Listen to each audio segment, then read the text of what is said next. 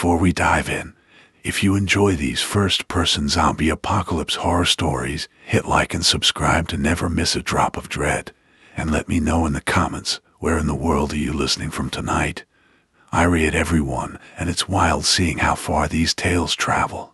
Now let's get into it. The cold was the first thing to hit me. Not the screech of steel, not the screaming, just the cold. It crawled through the seams of my coat and bit into my spine as I stood in the narrow vestibule between two train cars, rifles shaking in my hands. The wind outside howled like the damned. Inside was worse. We had stopped just outside the ruins of a town called Karinsk, not on purpose. Something had frozen the brakes. Ice or sabotage, maybe both. Either way, we weren't moving. The train was dead on the tracks, and so was Yuri. His blood steamed on the floorboards behind me. I didn't see what took him. 1 second he was checking the coupling. Then there was a noise. Wet. Fast. Then he was gone. Now I was standing guard like it mattered. Like I could stop whatever that was. Behind me through the door, I heard whispered panic. Children crying. Adults trying not to. We had about 30 survivors packed into 6 cars. Cold. Starving. Armed with whatever hadn't jammed or frozen. If this train didn't move soon, we'd all be corpses. Or worse. Then I heard it. Not the wind. Not a person. Something scraping against the undercarriage. Something breathing. I dropped into a crouch, heart pounding, finger tight on the trigger. This train was supposed to be our lifeline. Our last shot at outrunning the cities. The swarms. The cold. Now it felt like a coffin. And something was clawing its way in. I was a firefighter before everything fell apart. I'd seen buildings collapse, seen men burn, heard screams trapped behind steel and smoke. I thought I knew what fear was. I didn't. Not until the world ended. It didn't happen all at once. It crept in. First came the stories. Rabies outbreaks in rural towns. Then missing persons. Then entire hospitals going dark. People panicked. Flights stopped. Borders closed. Cities locked down. By then, it was too late. The dead weren't staying dead. They didn't lurch like in the old movies. These things moved fast when they had to. They didn't moan. They didn't stop unless you destroyed the brain. They swarmed like animals. They ate what they caught. And if you were bitten, you turned. No cure. No exceptions. I was in Moscow when the grid failed. The military cordoned off whole districts. Roads became war zones. Fires burned for weeks. At first, we tried to hold ground. Then we ran. This train was the only reason I was still breathing. We found it just outside the city, parked at a freight yard under a mountain of snow. Diesel engine. Stripped down cars. No heat. No real seats. But it ran, and it gave us a way out. There were 36 of us when we boarded. Now there are fewer. Some froze. Some starved. Some stepped off the train and never came back. The ones left are fighters, or at least stubborn enough to survive. We ran it north at first, away from the cities, away from the screams. The rails took us through forests, over frozen rivers, past villages buried under white. Every stop was a risk, but we needed fuel, food, anything to keep going. We scavenged when we could. Never stayed more than an hour, never at night. The cold slowed the dead, but it didn't stop them. We learned that the hard way when we tried to shelter in a farmhouse. We lost 3 people before we got the train moving again. I kept to the rear, covered our tracks, checked the wheels, watched the woods. I didn't talk much. None of us did. There wasn't much left to say. The past didn't matter anymore. Only the next mile. There was a woman named Irina. Used to be a trauma doctor. She patched people up when she could, didn't smile. Smoked her last cigarette 2 days ago and hasn't slept since. She's tough. The kind that doesn't flinch at blood. There was a kid named Misha, barely 10. He never cries, watches everything, holds a hunting knife like he was born with it. We tried to teach him not to fight. That didn't last long. He learns fast, too fast. And Yuri, ex-military maybe, never said. He kept the engine running, kept us moving. He'd drive that train through hell if the tracks held. Quiet man. Never lost his nerves. Not until we stopped outside Karinsk. That place wasn't on any of our maps. Just a cluster of buildings on a frozen hillside. We weren't planning to stop, but the brakes locked up when we tried to slow for a turn. Yuri said it was the cold. Maybe ice in the lines. We had no choice but to stop and check. The town was dead. No lights, no smoke. Just wind and snow and the bones of a gas station. We didn't see any movement, no bodies, no tracks. That should have been a warning. We stayed near the train, searched for diesel, batteries, anything useful. We were almost done when Yuri went to check the coupling between two cars. I heard him curse. Then I heard something else. A sound like meat being torn. By the time I reached him, he was gone. Just his flashlight spinning in the snow. Blood on the metal. No body. No noise. Just silence. I swept the area. Nothing. Not even prints. Whatever took him didn't leave a trail. That was wrong. That was new. We pulled everyone back inside and sealed the doors. Someone tried to say it was wolves. Nobody believed that. We'd seen wolves. Wolves don't leave blood without tracks. The train sat there for hours, engine off, doors locked. Every sound outside made us flinch. Metal creaked, wind howled. Once I heard something scrape along the undercarriage. Could have been ice shifting. Could have been something else. We thought the train was our salvation, a lifeline. We were wrong. Now it feels like a target. We couldn't stay, but the brakes still weren't working, and the cold was getting worse. Fuel was running low, morale was lower. We were alone on the tracks, surrounded by snow, caught between the ruins behind us and whatever was waiting ahead. And we were running out of time. The wind picked up after sunset. Thick clouds rolled in from the west, choking the last light out of the sky. The temperature dropped fast. Metal snapped and groaned. The train shivered under the weight of cold and silence. We still hadn't fixed the brakes. Yuri was the only one who understood that engine, and now he was gone, dead or worse. I took his place, but I didn't know what I was doing. I kept the engine warm and the fuel lines from freezing. That was it. Irina stayed near the front, organizing the others. She had rationed food, assigned watches, kept people from falling apart. Misha stuck to her like a shadow, machete on his back. He had that 1,000-yard stare already, too young for it, too common now. I took the midnight watch again, rear vestibule, rifle across my lap. I sat with my back to the door, eyes on the dark outside. The snow had stopped, but the fog hadn't lifted. Visibility was low, real low. We hadn't seen movement in hours. No shapes, no sounds, but we all felt it. Something was close. It was that pressure in the chest, the animal instinct that knows when the woods go silent. Around 2 in the morning, I saw something. Movement. Slow, deliberate, just at the edge of the fog. I lifted the rifle and peered through the cracked scope. Could have been wind, could have been nothing. Then it stepped into the faint glow of the train's running light. It was human once, still wore part of a winter coat. The skin had turned black with rot and frostbite. The jaw hung loose, lips gone, eyes clouded and wide. Its arms dragged at its sides, long and wrong. It didn't stumble, it didn't shamble, it walked. Steady. Toward us. I chambered around and called it out over the radio. Movement, rear car, confirm visual. No answer. I looked again. 2 more shapes had joined it. Then 5, then 10, silent. Steady, walking in a wide arc through the fog. Not a horde, not yet, but enough.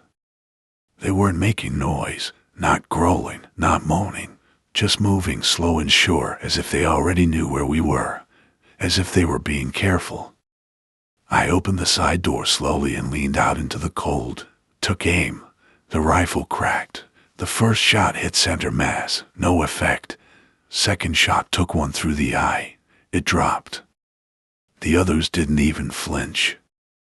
They started to run. I pulled the door shut and locked it, hit the alarm. Red lights blinked across the ceiling. People stirred. Voices shouted. I ran forward through the cars, yelling for Irina. She was already on her feet, pistol drawn, Misha right behind her. How many? She asked. Too many, I said. They're fast. We moved toward the rear. Survivors pushed toward the center of the train, shivering, armed with hatchets, pipes, a few old rifles. Most had never fired a shot in panic. I wasn't sure they'd get the chance. The rear car shook. Something had jumped onto the roof. We aimed up as the metal groaned. Then a hand punched through the ceiling. Fingers frozen and split. Blood leaked down onto the floor. Screams behind us. One of the doors slammed open. One of the dead had forced it. I fired. The shot blew half its face off. It still lunged. Irina hit it twice in the chest, then once through the neck. That stopped it, for a moment. Another came in through the broken door, then two more from the roof. We retreated, firing, slamming doors, locking the couplings between cars. The infected didn't care. They kept coming. One tore through the sliding panel like paper. We pulled back to the fuel car. Misha had his machete out.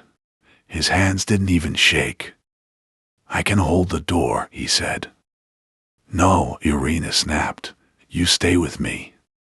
We held the car with three others, took out 6 of the things before they broke the next seal. I reloaded, sweat freezing on my face. My fingers went numb. The cold was turning against us, slowing us, not them. One of them lunged at Irina. I stepped in front and fired point blank. Its head snapped back. She shoved the corpse out the door with her boot. The rest kept coming. They weren't animals, they weren't smart, but they were persistent. They were drawn to the heat, the light, the noise. The train was a beacon in the snow, and we were trapped on it like rats in a glass box. The engine car was our only shot. If we could get it moving, even with the brakes frozen, we could put distance between us and the swarm. Maybe. We fell back to the front, slid the steel door shut behind us, locked it. Then I looked at the panel Yuri had used.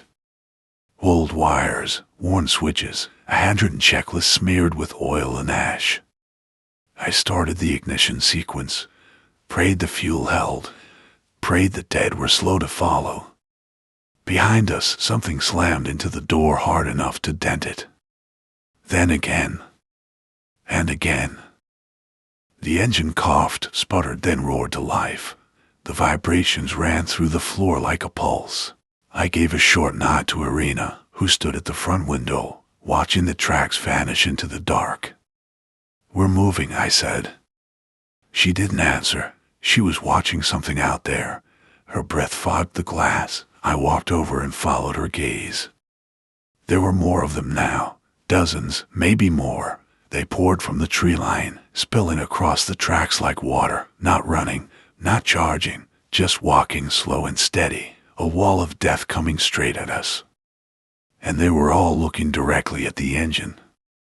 The wheels screamed as we forced the train forward. Metal shrieked under pressure. We were dragging half-frozen brake pads over rails packed with ice. The whole thing rattled, but we moved. 1 mile per hour, then 2. The dead didn't care. They closed in, hands out, jaw snapping. Some climbed onto the side ladders. One dropped onto the windshield and cracked it with its skull. I hit the wipers, useless. The glass spiderwebbed. I raised my pistol and fired through it.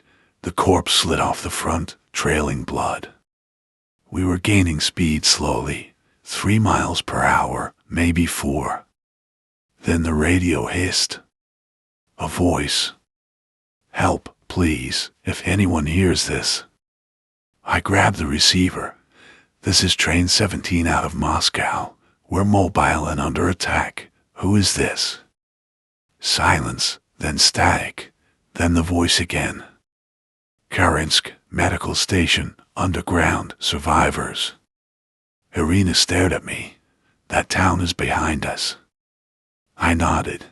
The one where Yuri vanished. Are they alive? I don't know. The train shook again. Something heavy slammed against the coupling. We both grabbed the nearest rail and steadied ourselves. I looked back through the side window. A figure was on the second car's roof, crawling, not stumbling, crawling on all fours like an animal. That wasn't normal. I pushed through the engine door and made my way to the second car, weapon ready. Misha met me halfway with his machete stained red. They're climbing over the top now, he said. One of them got inside, not like the others. What do you mean? He hesitated. It was quiet. It didn't growl or charge. It waited. Waited. That word chilled me more than the wind ever could. We found the body of the thing he killed.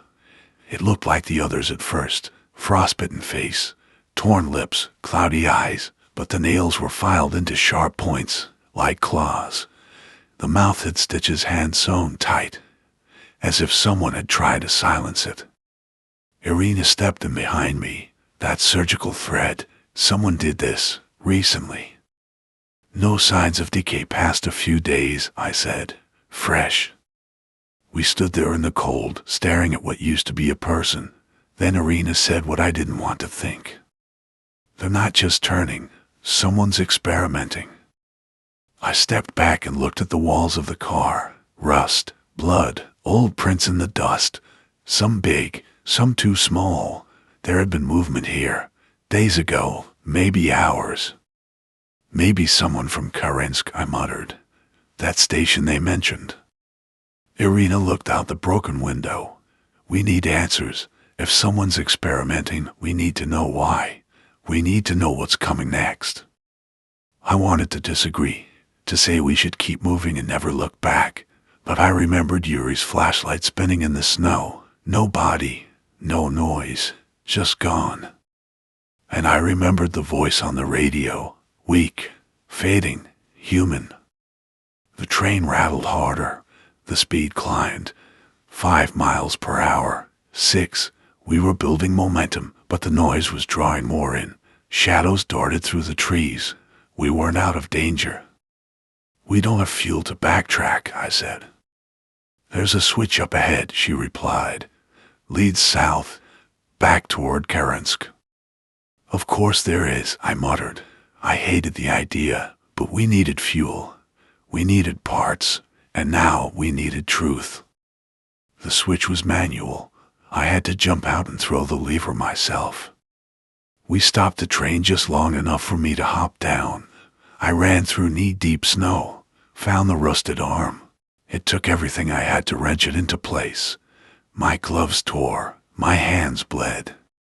Behind me, the dead were closing in. I leapt back onto the last car and shouted. Irina fired up the engine. The train groaned and shifted direction. I climbed inside, gasping, and slammed the door. Back toward Karinsk. Toward answers. Or more death. I didn't know which. But I was starting to understand something that had been clawing at the back of my mind. The outbreak didn't just happen. It was being guided. The tracks curved south, back toward Karinsk. The train screeched as it shifted direction, steel groaning under stress. Fog swallowed everything beyond the front light. The trees grew closer, taller. Bare branches clawed at the sky. No one spoke for a while. I stood in the engine with Irina and Misha. The others stayed locked in the middle cars. We told them we were looking for fuel and parts. We didn't mention the voice on the radio. We didn't mention the stitched corpse. Not yet. Karinsk came into view like a broken jaw rising from the snow. Concrete shells of buildings leaned against each other.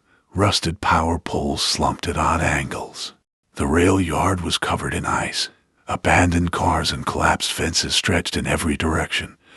Everything was buried in snow or silence. We slowed the train and stopped just past the station. No sign of movement. Not yet. Stay sharp, Irina said.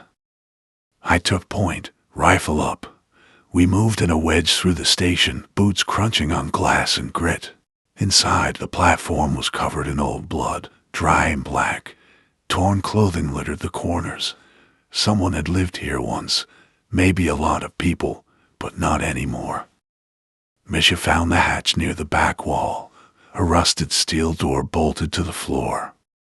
This leads underground, he said. The radio signal, the voice, medical station. I pried it open. The hinges screamed. A long concrete stairwell disappeared into darkness. Irina pulled a flashlight from her belt and clicked it on.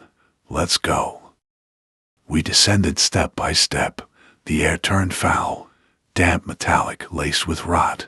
The walls were tagged with faded medical symbols. Cyrillic letters warned about quarantine. Misha read them aloud.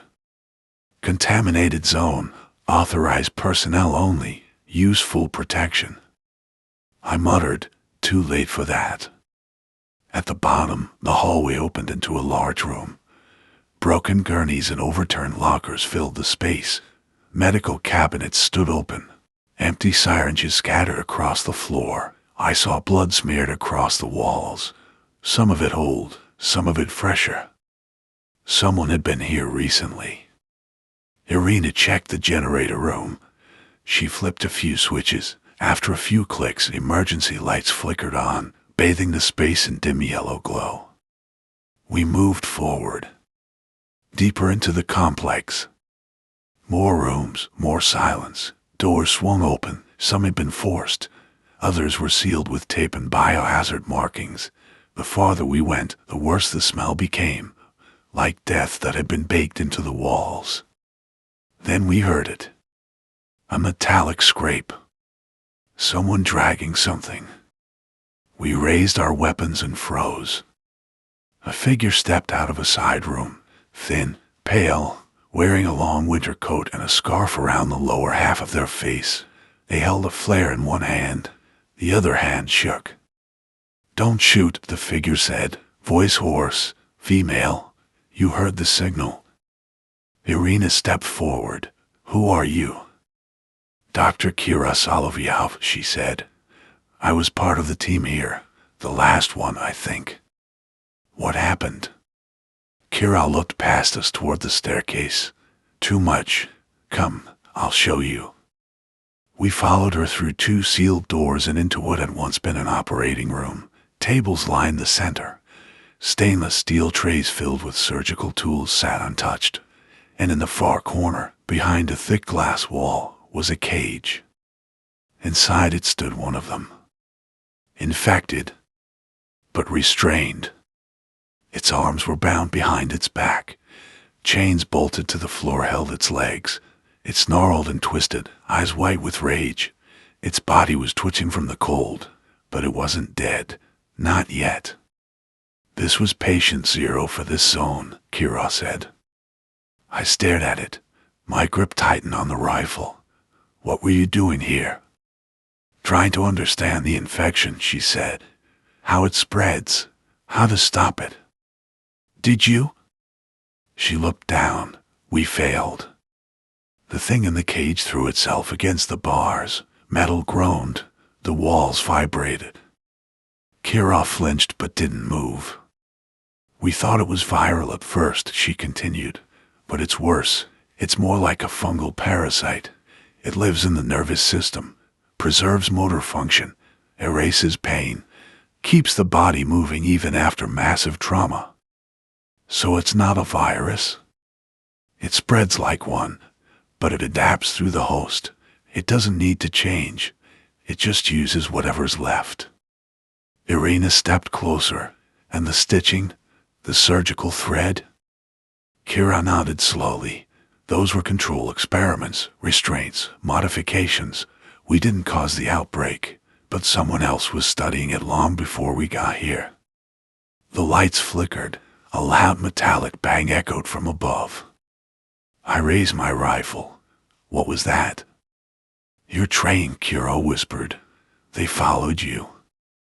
Then came the screaming. The radio on my belt lit up. They're inside, someone shouted. We can't hold. Gunfire cut the signal.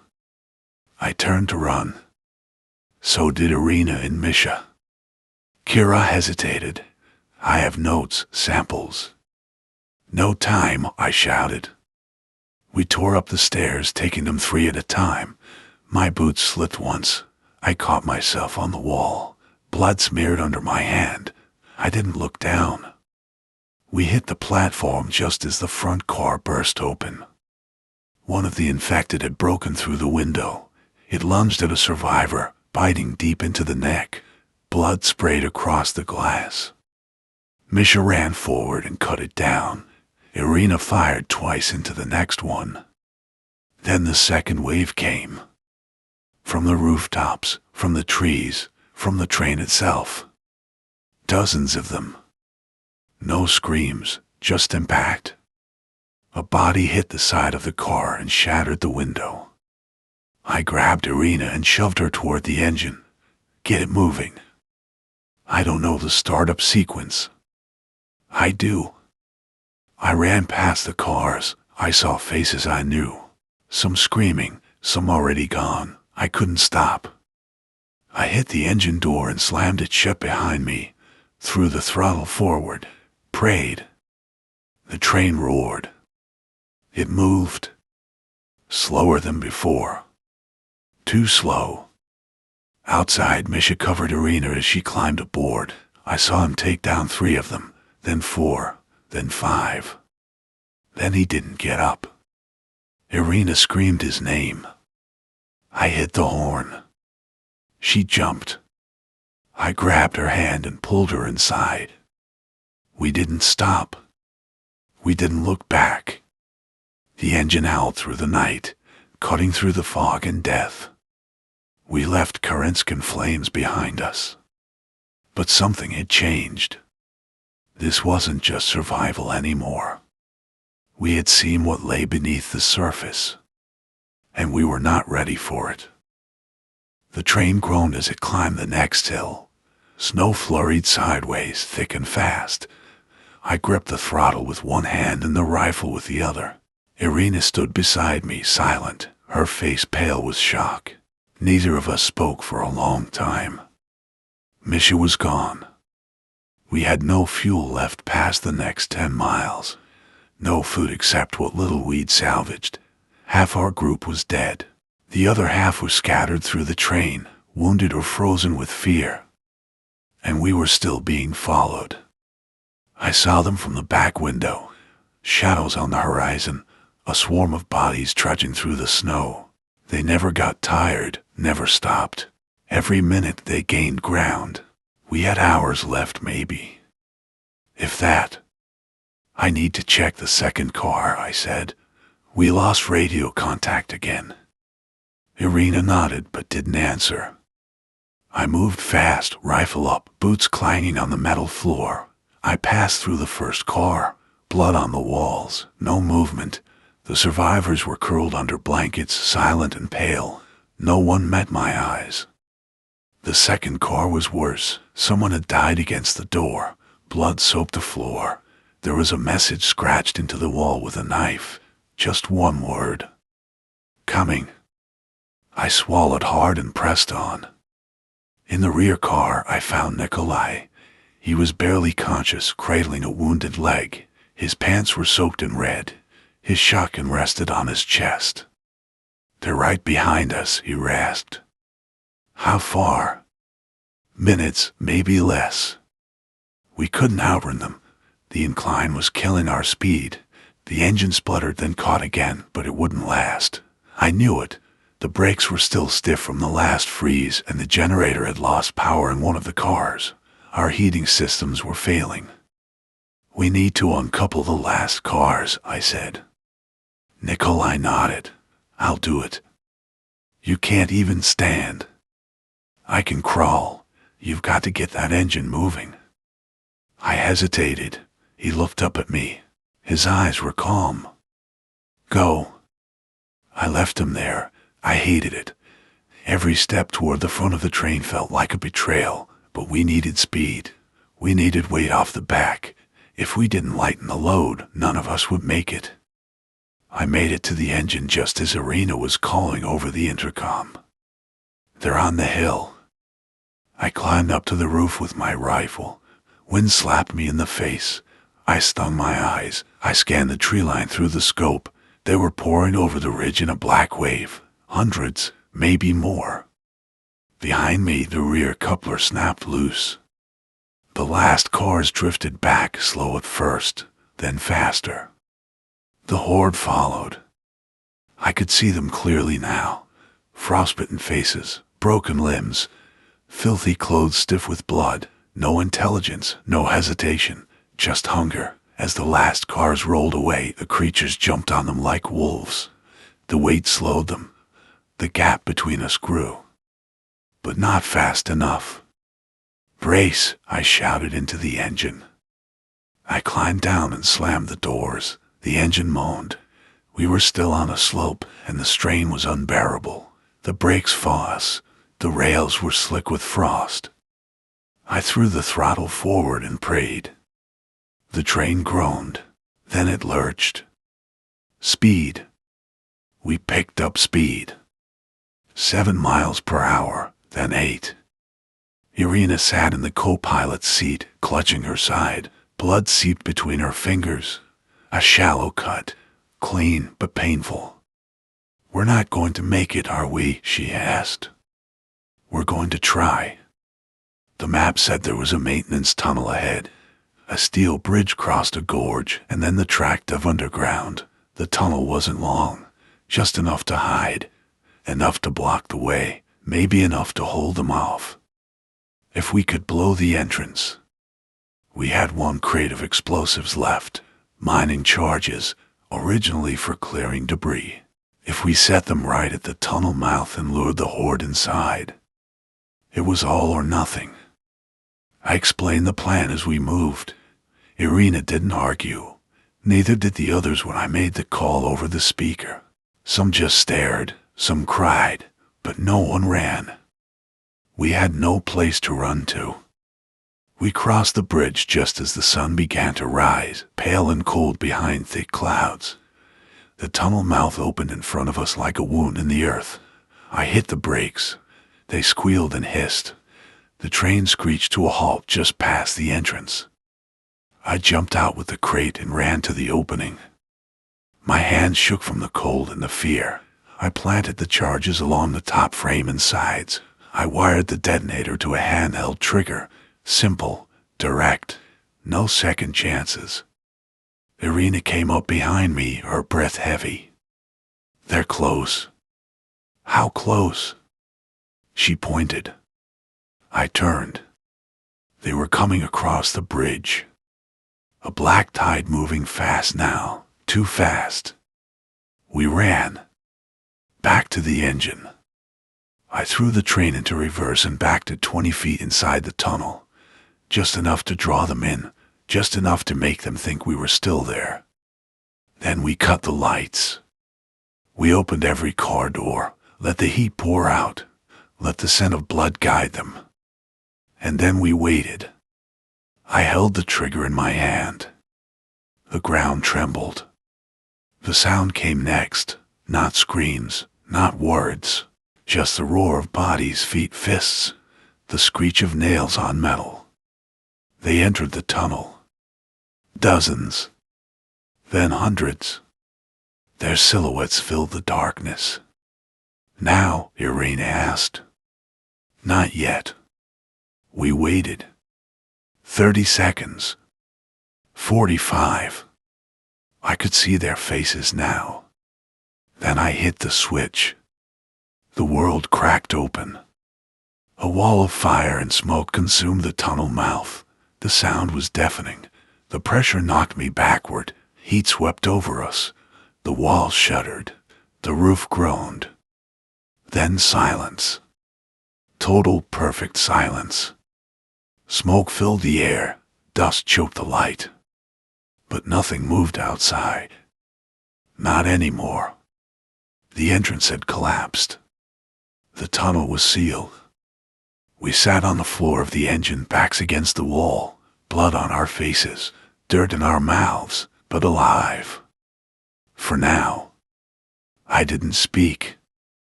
Neither did she. The train creaked as it settled. I looked at the handheld detonator. The casing was cracked. My thumb ached from the impact, but I held it tight. Misha, Nikolai, the others.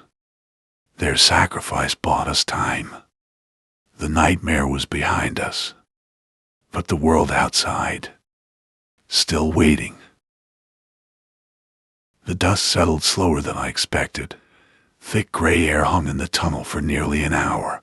We stayed inside the engine with the door sealed. No one moved. No one spoke. When the smoke finally cleared, I stepped outside. The tunnel mouth was gone. Stone and steel had collapsed inward, blocking the entire entrance. No light passed through. No air. No sound. If anything was still alive on the other side, it wasn't getting through. I climbed back inside. Irina sat near the control panel, holding a photo of someone I didn't know. A man, maybe her brother, maybe her son, she didn't say. The survivors in the back cars were quiet. No one celebrated, no one cheered.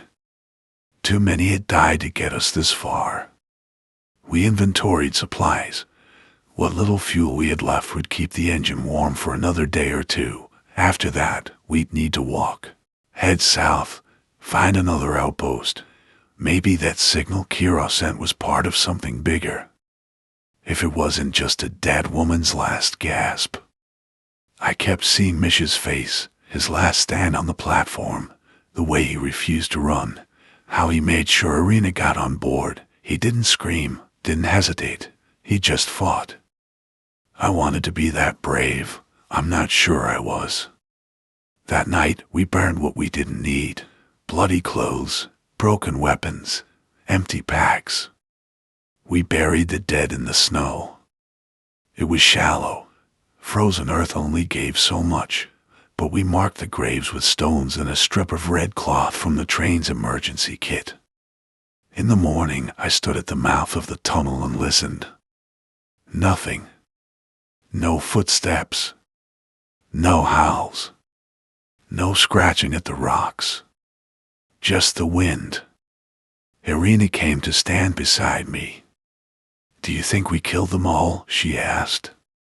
"No," I said, "but we killed enough." We looked out across the snow.